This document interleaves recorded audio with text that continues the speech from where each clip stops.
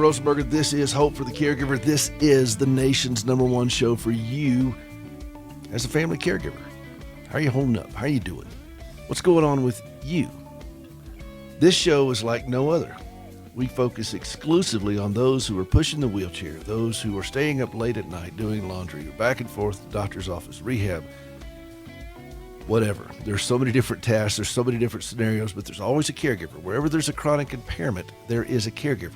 Could be that you're taking care of somebody who is aging. Maybe you've got a special needs child. Maybe you have somebody with trauma in their life, somebody with a mental illness, somebody with an addiction, or somebody who's an alcoholic. Whatever the chronic impairment, there's always a caregiver, and we're glad that you're with us today. 888-589-8840, 888-589-8840. The phone lines are open if you want to be a part of the show, and we'd love to have you. All right, I got a couple of things today. I like to start off with some kind of trivia, some kind of to test you all. I've found that you guys are a lot faster on the draw than I expect sometimes on these things, and that's very cool. That's exciting that you guys know these things, but I'd like to see if I can push the line even more to see if you could get this.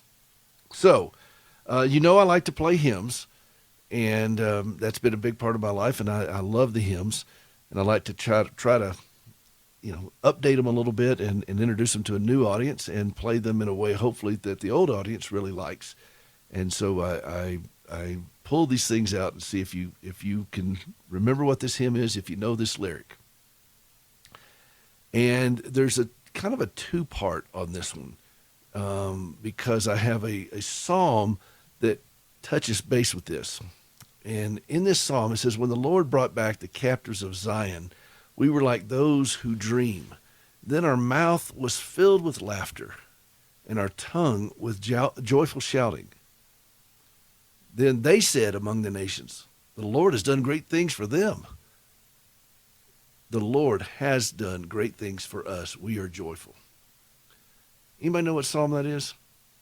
If you know what psalm that is, 888-589-8840. And on that same theme, and I love that, by the way, then our mouth was filled with laughter, and our tongue with joyful shouting. Do we have enough laughter as caregivers? We got plenty of tears. Do you laugh? Do you cut up? Do you find humor?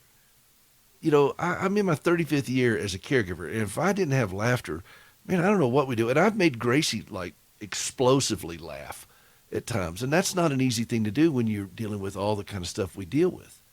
And I remember when she got the coronavirus. She was the first one in our county out here in Montana where we live, and this is way back at the beginning of March. And she had gotten it evidently from going to a specialist to get her legs worked on. And she has 2 prosthetic legs, for those of you new to the audience. And Gracie's had about 80 surgeries that I can count. But she had we thought she'd had strep. And that's what it looked like. And never dreamed she'd have coronavirus. We're out in the middle of nowhere in Montana. And so they wanted her to come down to the local community hospital. And they said, and Gracie's got 103 fever, and she's pretty sick. She doesn't feel good at all, and we didn't know that this was coronavirus or anything. We didn't know, but the nurse was like, "Do you have a mask?"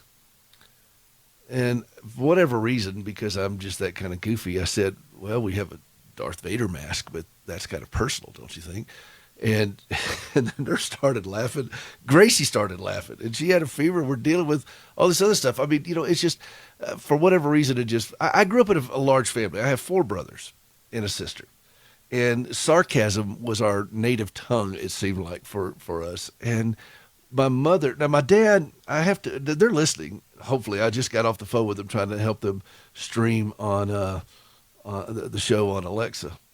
And I go through this pretty much on a regular basis with them. So I'm just making fun of y'all, Mom and Dad. But Dad loves to laugh, and my dad's a minister. He's a naval officer, and he loves to laugh, but that's not really his thing. I mean, he's not known for his witty repartee. But now my mother comes from Irish stock, and she is just, we love to banter. and it's a lot of fun at my house. And I grew up with that, and I think that sustained me through a lot of things as a caregiver, that we had this ability to laugh. And when I met Gracie, she was she was a pretty serious young lady, and she took herself pretty seriously. She was dealing with serious realities. Well, again, I grew up in rural South Carolina with a large family of boys and my one sister. And my sister's just as wild as the rest of us. And we laugh. Do you laugh? And I end up helping. I taught Gracie how to laugh. I mean, Gracie's got a great sense of, and when she does laugh, she laughs like a drunk Viking sometimes. I mean, she just belly laughs in places, and I've seen her do it on live TV and everything else. Do you laugh as a caregiver?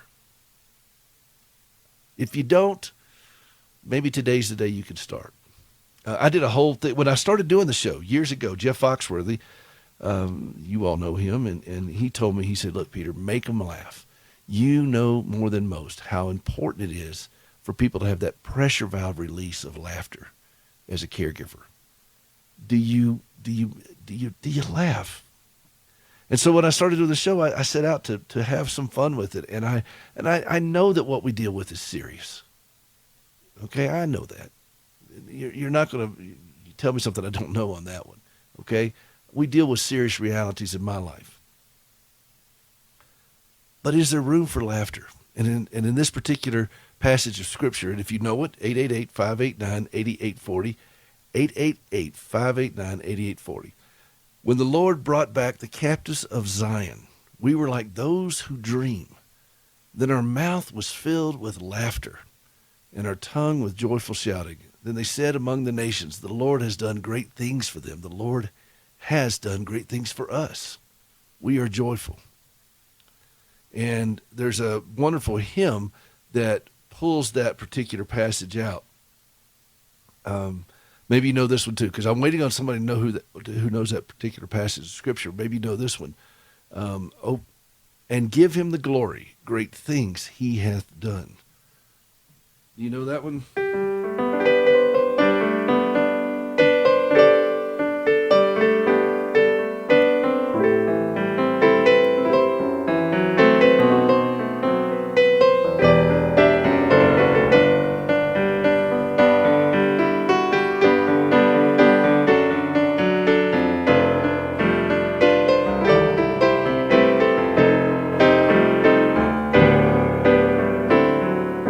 Great things he has done. Do you know that one?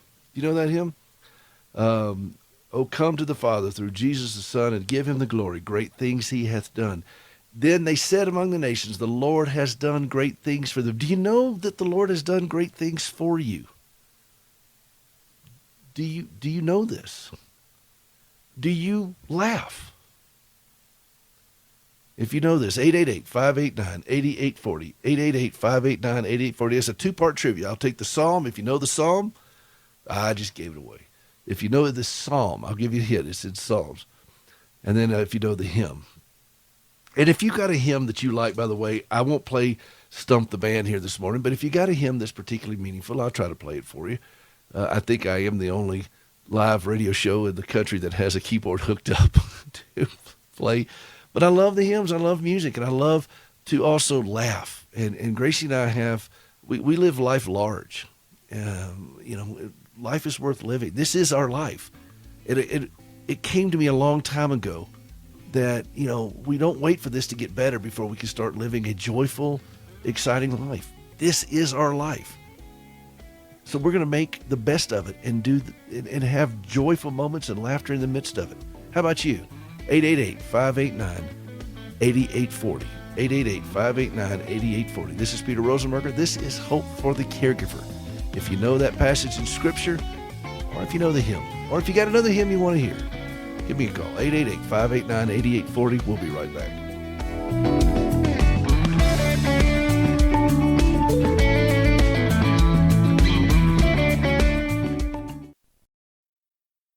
24/7 emergency support, increasing safety, reducing isolation. These things are more important than ever as we deal with the challenges of COVID-19. How about your vulnerable loved ones?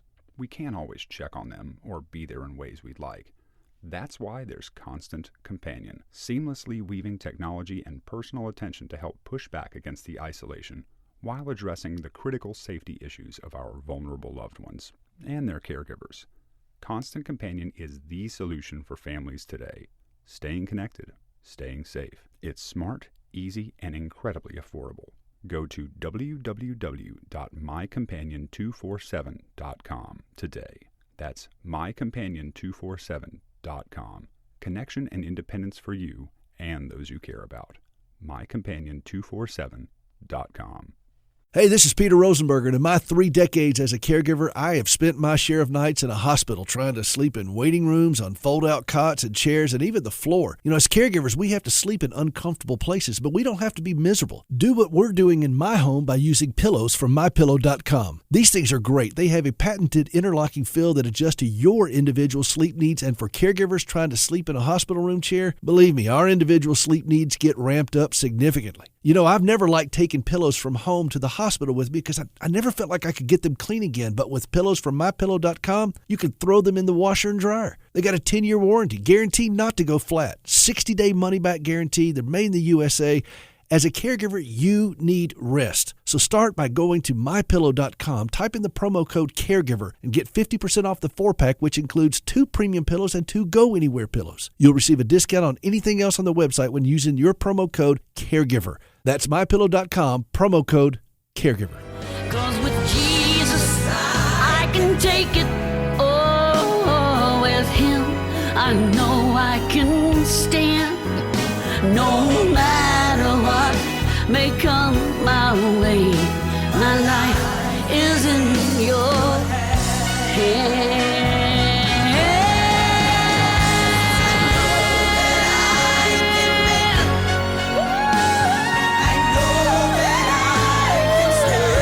I hate to talk over my wife like that. Listen to her sing, man. That is my life. Get it, girl.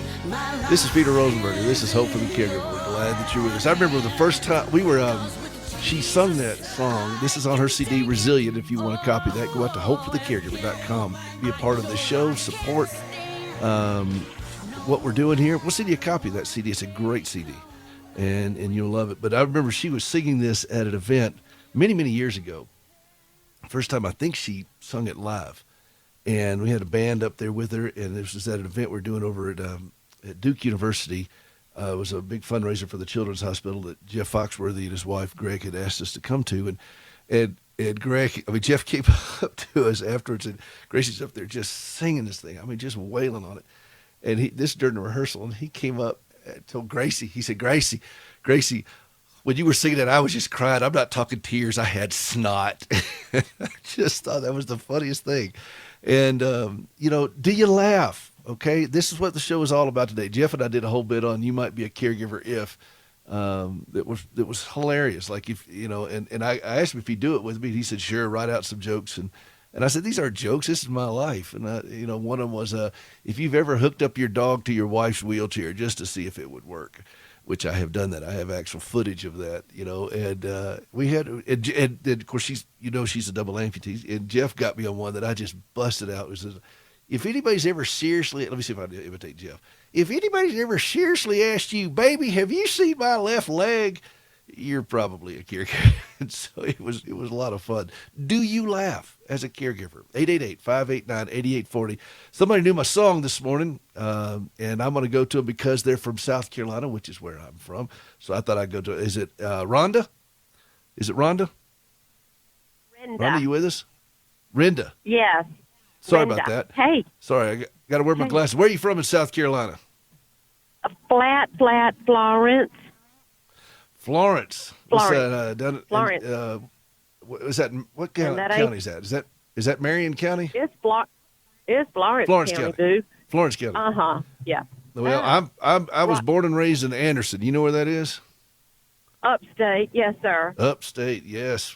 Up there near Clemson. Everybody knows where Clemson is. Stop it. Well, how are things in Florence today? Well, I just want to connect with To God Be the Glory, which I know those words and love that upbeat, all those old hymns.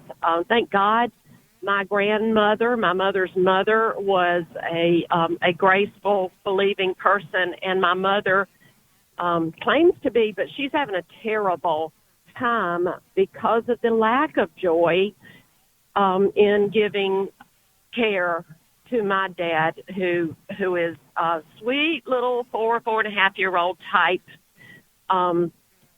heavily into Alzheimer's, and my mother is refusing all help.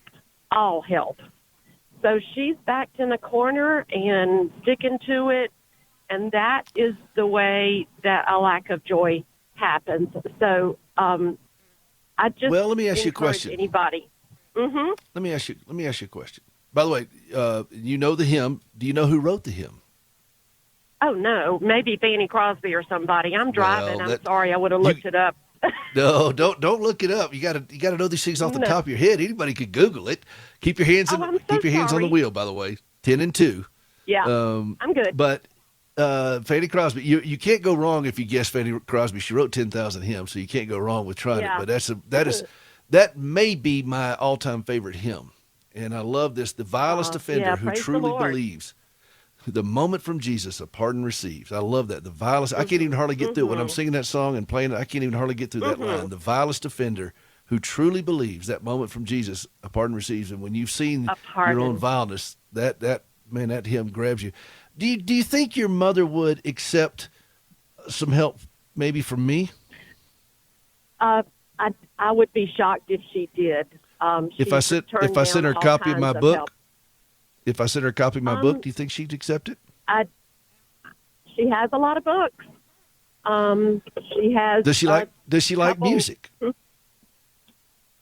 She won't turn the Fox radio station off. She will not. Well, that's not music, but It's a hard because I have a case. CD. She is a hard case. Yep. You know what? I would still What? like to send her a copy of the book.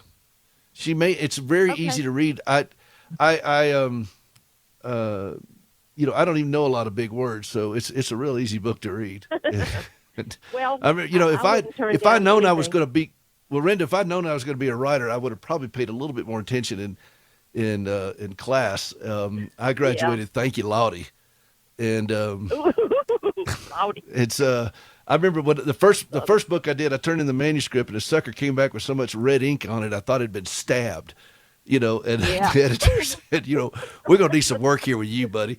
So I tell you what, I'm going to put you on hold, and I'm going to send you a copy, get to your address, and I'm going to get you a copy of my book. It's called Hope for the Caregiver. And just give it to your mother and tell her it's from me and say, look, here's this knucklehead. Does she live in South Carolina too? She does. We're 2 miles apart. Yes. Well, then then we speak the same language.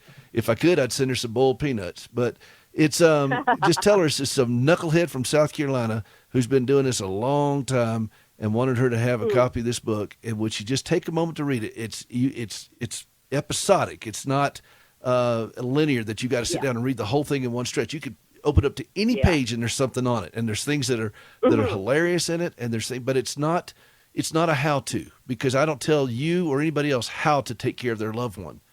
But what I do point to is what gives us that anchoring, so that, like the scripture says, then our mouths can be filled with laughter and our tongue with joyful shouting, even in the midst of great sorrow, even while tears are flowing down our eyes. So I'm going to put you on hold, and Sherry's going to get your information here, if that's okay. Is that all right?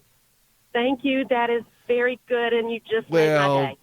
We Carolinians, South Carolina born, South Carolina bred. When we die, we'll be South Carolina dead. So thank you for calling and just sharing this with me. And I'm glad you love this hymn and forget that. I'm going to put you on hold, so don't go away, and we're going to get your information. Okay. All right, let's see. Linda in Texas. Linda, good morning, Linda. Did you know the scripture? No, sir. I thought it was 149.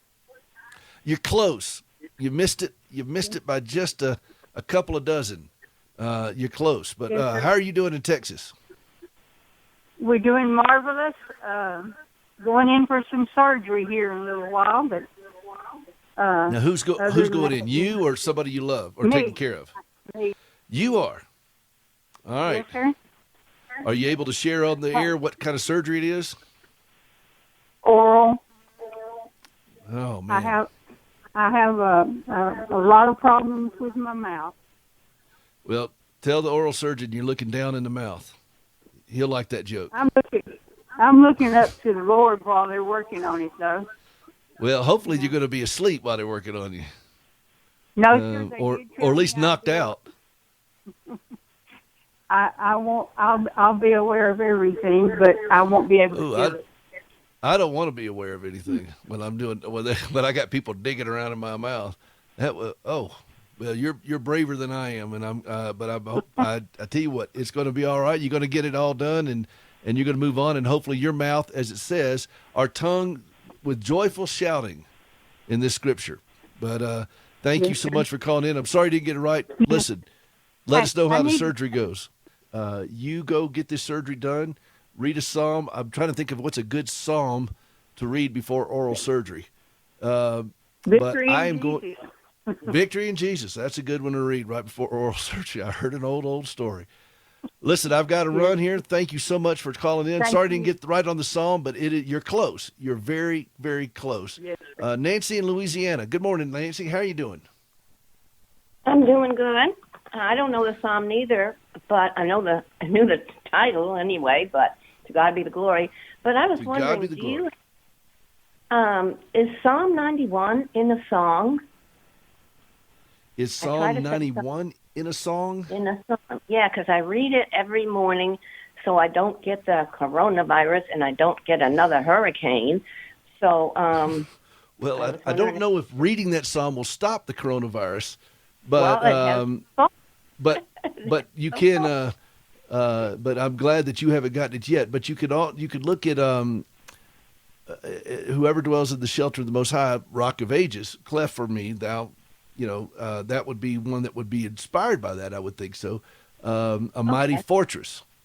I will say of the Lord, He is my refuge and fortress, my God in whom I trust. Well, I would imagine Martin Luther probably had that in mind when he was writing A Mighty Fortress. So how about that? Does that help? That sounds good. Yes. Thank you very much. Look, I do the best I can with what I got there, Nancy. I do the best I can. And you do have God, so that's the best. Anyway. All right. Well, Nancy, thank you for listening, and thank you for giving a call to the show here. Jason in Arkansas. Jason, we got to go to a quick break. Can you stay on the phone through the break? Yeah. All right. Don't go away. We'll be right back. This is Peter Rosenberger. This is Hope for the Caregiver. This is the nation's #1 show for you as a family caregiver. 888-589-8840. 888-589-8840 if you want to be a part of the show. Do you laugh as a caregiver? Do you laugh? You're going to laugh. If you stick around with this show, the next segment here, all right, at some point in here, you're going to laugh. And I want to leave you better than I found you, because people have done that for me. 888-589-8840. We'll be right back.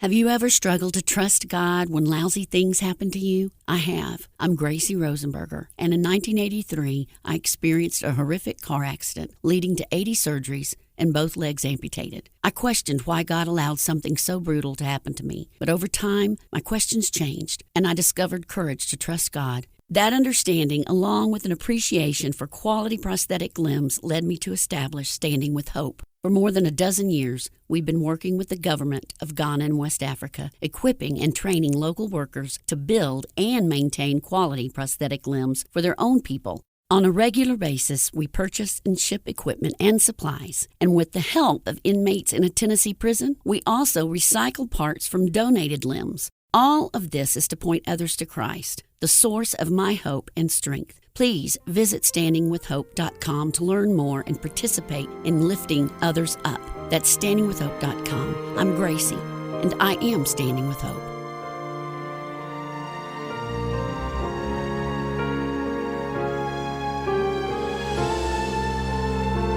Welcome back to Hope for the Caregiver. This is Peter Rosenberger. This is the show for you as a family caregiver. That is the intro to another track off of Gracie's CD. She and Johnny Erickson taught us singing Because He Lives. Listen to Johnny there. Isn't that wonderful?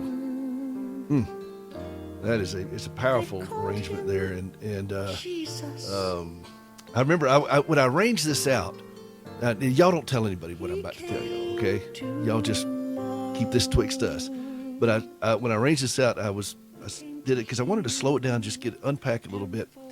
And Johnny called me up. She said, "Now, Peter, is this a little slow?" And I said, "Johnny, just sing the song. You know, I've already got one woman in a wheelchair that argues with me about the song. I don't need two." And now, y'all don't tell anybody I just said that, all right? Y'all just keep that twixt us. Nobody has to know. That just stays on this show, okay? Don't say. I've made Johnny laugh a couple of times, and she doesn't know what to think of me sometimes. But let's see. I want to go back to is it Jason? Jason in Arkansas. Jason, how are you feeling? I'm feeling good. How about yourself? You know, for a man of my age and limited abilities, I think I'm doing all right, Jason. We got brand new snow here. We got several inches of new snow overnight, and it's beautiful outside. It's still a little bit dark here in Montana, but we had a full moon, and then we got all this bright snow around, so it's going to be a beautiful day. What's going on in Arkansas? Well, I wanted to tell you a joke that my wife told me, and then I'm going to ask you for some advice for her. I love it when callers call in and tell jokes. Now I had one guy called in that and he told a joke and he was a little bit belligerent. I remember this was on this show a while back, and it really pushed the line a little bit, and but it wasn't a funny joke. I mean, he thought it was funny, but it really wasn't. And I told him, I said, "This doesn't offend me as a Christian; it offends me as a comedian." And so tell me your joke. Well, my wife came in and said, she said, "So what's the best part about being a 104-year-old lady?" And I said, "What?" And she said, "There ain't no peer pressure." Okay. That has merits. You're in the ballpark. I'm not so sure that you're up at bat right now, but you're in the ballpark. So that's pretty good, Jason. All right. Well, tell me what's going on with your wife. I tell dad jokes and she tells mom jokes, and they're not dad jokes. I would say is superior to mom jokes, but anyways, my wife, she's got the biggest heart that I've ever known anybody to have, and she goes into work every day as a CNA, and she's the only one that truly cares about her patients. It seems like, because they're there for the money, or they're there for for school or something like that, because they want to be a nurse or something like that in the future. But she's there to provide for her family, so she takes it seriously. And she'll go in there and she'll joke around with her patients and everything. And well, sometimes she'll find her patient like laying in a pool of urine, or they're deaf almost and they can't hear, so she'll get right up in their ear and talk to them, and then back up so that they can see that she's truly listening. And most of the patients that come in there mad, she changes their whole attitude just by her attitude. And I think that's awesome. And nobody actually takes the time to get on a personal level with these patients. And I was just wondering if there's any kind of advice I could give her about not letting that get to her, because of those patients. They're not being treated as well as she would treat them if she could do it all the time. Two things come to mind. One of them is, first off, I've spent a lot of time in hospitals, and I am very familiar with the work of CNAs. They used to be called orderlies. Gracie was hurt back in '83, so we've been dealing with hospitals for a very, very long time, and we've had some of the best care. And then we've had some that were coming in that was kind of, whatever. I had to kind of monitor some of these things, and it didn't go as well as I'd like. So you can imagine how many nurses, how many CNAs, how many doctors. She's been treated by over 100 doctors. So I get the journey.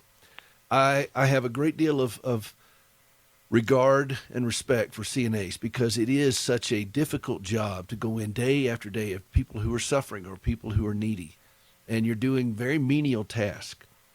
Now, if she sees somebody that is not doing their job, certainly there is a path for that, to say, okay, look, we need to bring this to the attention of the appropriate people to make sure that people are being treated properly, that they're being cared for with respect and dignity. But as far as other people being perfunctory on it and doing their job, really that's kind of out of her area. And I would recommend that she just focus on what she's called to do and what she's supposed to do, what her job is, and what she feels in her heart the Lord has her do. You know, she can go in and be a huge source of blessing to so many, and it sounds like she is. And I get that. I've come in many times into my wife's hospital room and seeing her praying with CNAs or singing hymns together. I've done this many times, and those are deeply rewarding things. You'd be amazed at what just as Scripture says, a kind word, the heart is made merry, but from this sort of thing, and you'd be amazed at what people can respond to, and even if they're not responsive. I mean, she's going into rooms where the patient is probably not responsive very well, but you'd be amazed at what their spirits can hear, and I can bear witness to that with Gracie. So if we had a CNA that had a lousy attitude, for example, we would have them moved. We spent too much time there. This was not a one and done thing with us. This was something that we were back and forth, or Gracie would spend sometimes months in the hospital. So I think that I would, for if you ask me my advice, I don't like to give advice a lot because I don't know your situation as well, but I would say this: you fill up your wife with as much Scripture and joy, and try to get some better jokes, Jason. I'm just kidding. Those are fun. But you fill up your wife with as much joy as you possibly can. When she comes home at the end of the day, you let her know how important what she does is and how important she is to you. And that's going to give her the wherewithal to draw deep to these people that need to hear joy and ministry and care from her as she does these things. And as long as you keep putting more Jesus into her, she's going to be able to distribute it better to the patients that she sees.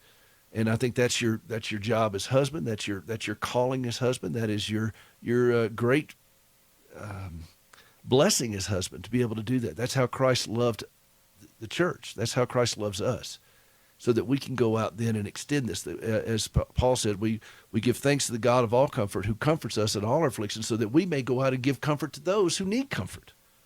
And I think that your wife is going to come home, and you know this. She comes home after tough days, and she sees tough things. And as long as she is coming home to a husband who recognizes that and is able to pour into her strength and encouragement, and even jokes, and laugh, and fix her a nice meal, make sure the house is cleaned up. The more you make it so she doesn't have to come home and be a CNA in her own home, I think the better off she's going to be able to do with that. Does that track? Yeah. How about that? Well, thank you for the call on that, Jason, and try that and see what happens, and just let her know that from somebody who has been the recipient of a lot of care from CNAs, thank her. I thank her. Okay? And, hey, I've got one more question for you. Sure. How can I get a hold of your book for her? Because she loves to read, and does she like audiobooks? No. Oh. Don't really have a way of listening to them. Oh, She don't that's use her phone okay. very much. Well, I got the audiobook. It's wherever books are sold. Wherever books are sold. Oh, okay. And it's called Hope for the Caregiver. And I got another one called 7 Caregiver Landmines. You can get it, the Kindle version of it. You can get the print version. It's wherever books are sold. Go out, Amazon, whatever, and you get that copy for her. And then the audiobook is out there as well for those who like that. And I read the audiobook. I read the whole thing. And if you want to hear me reading the whole thing, then that's for you. If you don't, I could have done it. I should have done it with different impressions reading the book. That would be awesome. Well, you're from Arkansas. I could have done it I remember I was on Mike Huckabee's show, and I was imitating Bill Clinton, and Mike just put his head down on the desk, and he said, "I've known him for 45 years, and you hooked him." And I could have done that. Hey, have y'all been reading my book? This is Hope for the Caregiver. And but I probably better not do that.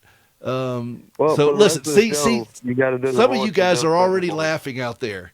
Some of you guys are already laughing. I'm telling you, I'm going to leave you better than I found you. But Jason, thank you so much for the call. And you know what? I tell you what, just the heck with it. Today, I'm just feeling that way to do it. I'm going to give you a copy of it to give to your wife. All right. Just so hang on, and Sherry's going to get your information, and I'll just send you one. It'll come from Nashville, and we'll have it sent out to you. Because I don't have any of them out here. Wait, hold on a second. I don't think I have any of them out here in Montana. And Gracie and I live in a very tiny little cabin out here where we're trying to figure out what's our next step. And I mean, it's so small you have to eat a large pizza outside. It's cold outside today, so I don't want to do that. But hang on, and we'll get you information. I'll just send you one. All right, hang on just a second. All right, is it Cherie in Arkansas? Cherie. Yes. Good morning. Good morning. Now, you said I have to speak slowly because you're having a difficult time processing what I'm saying. Cherie, in my life, I don't think anybody's ever told me to speak slower. I'm from the South. But well, I have early onset Alzheimer's, and my husband is laying in bed with me, and I wanted to call you. I will speak slowly. I've got to go to a quick break. Do you know what is that obscure Gaither song that you like so much? It's called "Let Me See Jesus Only" by W. Dale Oldham. Okay, let me see Jesus Only. Well, we've got to go to a break, and Cherie, just for you and your husband, I'm going to speak very slowly. Does that help? Yeah, and I've got the best husband. Just as sin came into the world through one man, and death through sin, and so death spread to all men because all sinned. My name is Abraham Hamilton III, and this is the Hamilton Minute. A popular effort in social revisionism is happening, where racism, which is better described in biblical terms as skin color-based partiality, is a crime of which only people of lighter skin color can be guilty. Let's be clear. Factions, divisions, and dissensions, including those based on skin color, are the fruit of the sinful flesh. The root cause of partiality is sin. Every person, regardless of the quantity of melanin in their skin, is capable of partiality. The only remedy for sin is the blood of Jesus Christ. Listen each weekday from 5 to 6 p.m. Central for the Hamilton Corner with Abraham Hamilton III, Public Policy Analyst for the American Family Association. Hey, this is Peter Rosenberger. Have you ever helped somebody walk for the first time? I've had that privilege many times through our organization, Standing with Hope. When my wife, Gracie, gave up both of her legs following this horrible wreck that she had as a teenager, and she tried to save them for years, and it just wouldn't work out, and finally she relinquished them and thought, wow, this is it. I mean, I don't have any legs anymore. What can God do with that? And then she had this vision for using prosthetic limbs as a means of sharing the gospel, to put legs on her fellow amputees, and that's what we've been doing now since 2005 with Standing with Hope. We work in the West African country of Ghana, and you can be a part of that through supplies, through supporting team members, through supporting the work that we're doing over there. You could designate a limb. There's all kinds of ways that you could be a part of giving the gift that keeps on walking at standingwithhope.com. Would you take a moment to go out to standingwithhope.com and see how you can give? They go walking and leaping and praising God. You can be a part of that at standingwithhope.com.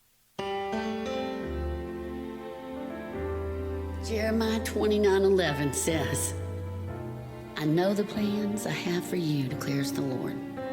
Plans to prosper you and not to harm you, to give you a future and a hope. I know. The plans. Thank you for that, Sherry, for playing that for Gracie. I love listening to Gracie sing. This is Hope for the Caregiver. This is the nation's #1 show for you as a family caregiver. How are you doing? How are you holding up? If you want to see more about this, go out to hopeforthecaregiver.com. You see the CD from Gracie. If you want to, you click on the book tab for the books, for Gracie's book, my books. the CDs, my CD, Gracie CD. We got all kinds of stuff out there, and I'd love for you to take advantage of it. Listen to it. We got a podcast. We got the podcast is free, and the blog. I mean, and our podcast, by the way, we podcast not only this show, but we do other recordings of it, and it is the #1 podcast for caregivers in the world. And go ahead and subscribe on any platform, whether it's Apple or Google Play or iHeartRadio, whatever the platform is. You can podcast our show. We have all kinds of bonus stuff. I put out stuff from Gracie on there, and we'd love to have you be a part of this because we need to be hearing, reinforcements to ourselves. I listen to my own show because I got to hear from somebody with my level of experience, because this is the journey. I'm still a caregiver. And I don't tell people how to do it right. I tell people what I've learned through the process, mostly through failure, and keeping a sense of humor is a big part of it. I had to cut off, we went to a break and I had to cut off Cherie in Arkansas. But Cherie, tell me again, what was the name of that Gaither 2 that you were talking about? Let Me See Jesus Only. Let Me See Jesus Only. I have to go look that one up. Well, listen, you hug your husband. I can sing it for you. Well, go ahead. Sing it for me. Just a little bit, because I got other callers I got to get to, but just a little bit. Okay. All right. I'm just going to sing the first verse.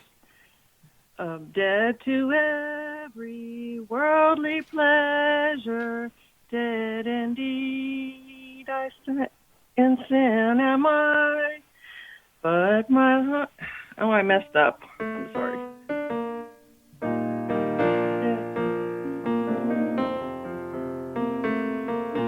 Is that it? That's it. Is that it? Let me see Jesus only, Jesus only, Jesus only. Let me see Jesus only. All right, I'll have to work that up. I'll have to work that up for you. But listen, thank you for introducing that to me. And I heard your husband in there, and you two have a fabulous day. Behave yourselves, and just. Oh, see, I told you. I mean, look, I'm going to leave you better than I found you, and I want you to laugh because I want us to understand it. When the Lord brought back the captives of Zion, we were like those who dream. Then our mouth was filled with laughter, and our tongue with joyful shouting. Then they said among the nations, "The Lord has done great things for them." The Lord has done great things for us. We are joyful. You know what? We've been already set free. That's the whole point. That's what this song that you just sang is all about. We've been set free. And so I really do appreciate you bringing that to my mind this morning. And thank you so much for sharing. And we've got to take another call here. Shirley in Mississippi. Shirley, good morning. All How right, are you feeling, Shirley? I'm feeling great. But I talked to you only one time, because I accidentally found this program, and I love it, and I've told all kinds of people about it. But today, by the way, Shirley, we're used to people accidentally finding this program. We're used to that. Yeah. Well, it's because I'm a hospice volunteer, and I've done all kinds of volunteering. That's been my life. I'm 85 years old, and I'm still doing that kind of thing, except for hospice now. You can hardly go in any place because they got it all locked up. But my husband died several years ago with Alzheimer's. That wasn't a pleasant thing, but I did do the caregiving for 6 years. But anyway, that's not what I want to tell. I want to tell you about my pastor and his wife. And she has just finished, I don't know how many months of therapy. She has cancer, and it's supposed to all be gone. I've never seen anyone that had to do so many things to try to get rid of something. But what it is she's now supposed to be in remission, and hopefully it won't come back, hopefully. But, and my pastor he would just have a fit if he thought I was saying this on the radio. Well, we won't tell him. No, he is the best, and I've tried to, he lives over in, I don't know where, you're not too far, but I've tried better to not get say him that on the air. Oh, okay. We won't out him on the air. But because I'm trying to get him to, because you would like him, and he funny. Oh yes, he has lots of things to be laughing about. We're always laughing about something. But he's a dedicated man, if ever I have known one. And I won't tell you his name, and then he'll be safe. Well, but there you go. Would you ask him if he wants to? He could feel free to call in. Yeah, I need to do that. I mean, because I've told him 2 or 3 times, and like I say, she is just going. Yesterday, he told me, he said, "Well, she's a school teacher, but of course she can't teach school right now." But he said all her friends brought her all this stuff, and because this has gone on for like 5 months. Well, I mean, I know you know about that kind of thing, and so I have a little experience in that. Yeah, I think so. One of the things they brought her, though, was a puzzle that had 1,000 pieces. And she said, oh. She wasn't too impressed with a 1,000-piece puzzle. But, I mean, she gets around and everything, but she's still got a feeding tube, and she's got to gain her weight back. But these are 2 people that... Well, I could give her some tips on gaining her weight back. Because Lord knows I haven't struggled in that area of gaining weight back. I mean, at one point, I really tried to, because that's a chapter of one of my books was excessive weight gain. We caregivers gain a lot of weight, and I got so big one time my picture fell off the wall. I mean, it'll happen. No, I'm just kidding. But it's you let him know about the show. Tell him you've talked about him on the show, but you didn't mention his name. But he's welcome to call in, and I'd love to hear from him. And Shirley, you would love him. He's your kind of man, I guarantee. Well, I'm sorry to hear that, Shirley. I'm sorry to hear that. And I mean, he is a dedicated man, if ever there was one.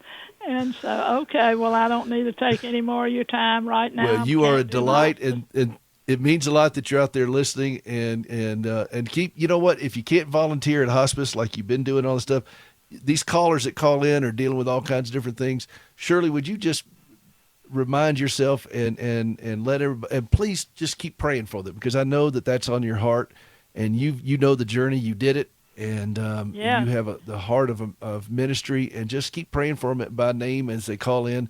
And because this is the whole point of us doing this show, is to build this community so caregivers know that their names are important too. We lose our identity as caregivers. And when my husband was living, we spent part of 40-some years in southeast Kentucky, and he was a builder, and that was a life change. That's beautiful country over there. That's beautiful country over there. It is. And my friend has both of her legs amputated. She has 10 children, and they're all 10 still living. But okay, I remember you have a great you telling me about that. But by the way, make sure that your friend knows, that the family knows, that we recycle prosthetic limbs. You've heard Gracie's story, and we have an outreach over West Africa. So if they have an older limb that they don't use, we'll take it. Yeah, I think I mentioned that, but I will, because I'll probably talk to her today. But I mean, her grandson said, "Let's go for a walk, Mama." She said, "Well, I only have one leg." He said, "No, there's another one in the other room." Well, these are familiar conversations to me. And I remember when there was a deer out in our yard one time when we lived in Nashville, and our oldest son was a little boy. And he comes running in there and says, "Mom, get your leg on." This is when she was a single amputee. "Mom, get your leg on. You got to come see this." So, you learn to just, it's just life. It's just life. And, but thank you so much for calling that. And if anybody wants to, Shirley, I appreciate the call. If anybody wants to donate a used limb, it's very easy. Go out to standingwithhope.com, standingwithhope.com, and you'll see the tab there for the prosthetic limb outreach. It goes to a prison in Arizona where inmates disassemble the legs for us, and we take the parts that we can use and recycle them and send them over to West Africa, and it goes to helping someone else walk. You give the gift that keeps on walking. How about that? All right, did I leave you better than I found you? Did I leave you better than I found you? Psalm 126, 1-3. When the Lord brought back the captives of Zion, we were like those who dreamed. Then our mouth was filled with laughter and our tongue with joyful shouting. They said among the nations, the Lord has done great things for them. The Lord has done great things for us. We are joyful. Give him the glory, great things he has done, as Fanny Crosby said. He has done great things, and we can be joyful even in the midst of very difficult, painful things that we live with as a caregiver. That's the whole point of this show. Healthy caregivers make better caregivers. Go to hopeforthecaregiver.com for more information. We'll see you next week. This is John Butler, and I produce Hope for the Caregiver with Peter Rosenberger. Some of you know the remarkable story of Peter's wife, Gracie, and recently Peter talked to Gracie about all the wonderful things that have emerged from her difficult journey. Take a listen. Gracie, when you envisioned doing a prosthetic limb outreach, did you ever think that inmates would help you do that? Not in a million years. When you go to the facility run by CoreCivic and you see the faces of these inmates that are working on prosthetic limbs that you have helped collect from all over the country that you put out the plea for, and they're disassembling. You see all these legs, like what you have, your own prosthetic and legs. Arms, too. And arms. Everything. When you see all this, what does that do to you? Makes me cry because I see the smiles on their faces, and I know what it is to be locked someplace where you can't get out without somebody else allowing you to get out. Of course, being in the hospital so much and so long. And so these men are so glad that they get to be doing, as one man said, something good finally with my hands. Did you know before you became an amputee that parts of prosthetic limbs could be recycled? No, I had no idea. I thought of peg leg. I thought of wooden legs. I never thought of titanium and carbon legs and flex feet and sea legs and all that. I never thought about that. As you watch these inmates participate in something like this, knowing that they're helping other people now walk, they're providing the means for these supplies to get over there, what does that do to you just on a heart level? I wish I could explain to the world what I see in there. And I wish that I could be able to go and say, this guy right here, he needs to go to Africa with us. I never not feel that way. Every time, you always make me have to leave. I don't want to leave them. I feel like I'm at home with them, and I feel like that we have a common bond that I would have never expected, that only God could put together. Now that you've had an experience with it, what do you think of the faith-based programs that CoreCivic offers? I think they're just absolutely awesome.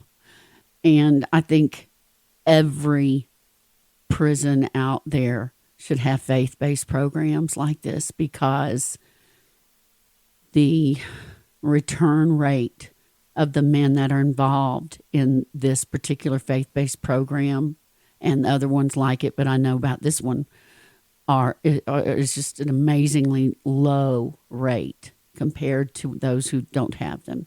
And I think that says so much. That doesn't have anything to do with me.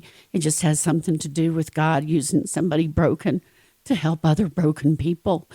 If people want to donate a used prosthetic limbs, whether from a loved one who passed away or, somebody who outgrew them, you've donated some of your own for them to do. How do they do that? Where do they find it? Please go to standingwithhope.com/recycle. standingwithhope.com/recycle. Thanks, Gracie.